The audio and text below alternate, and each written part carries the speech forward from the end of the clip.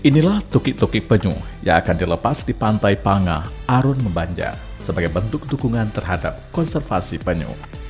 Pelepasan tukik penyu dipimpin langsung oleh Kepala RRI Melabuh bersama karyawan dan tim konservasi penyu Arun Membanja. Tukik penyu yang dilepas di bibir pantai sebanyak 100 tukik.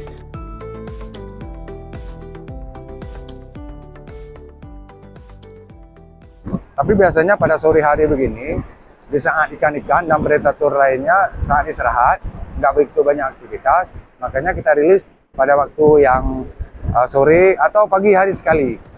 Kemudian juga dalam kondisi dan cuaca lebih dingin.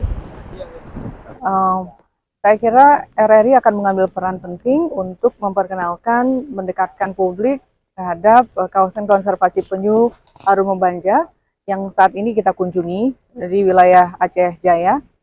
Dan tentu harapan kita makin kenal, publik makin sayang dengan lingkungan dan hewan-hewan yang dilindungi.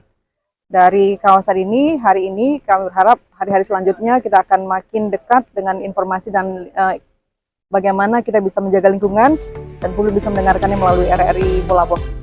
Kegiatan ini sebagai bentuk dukungan konservasi alam yang dilakukan RRI untuk menjaga kelestarian penyu di Indonesia.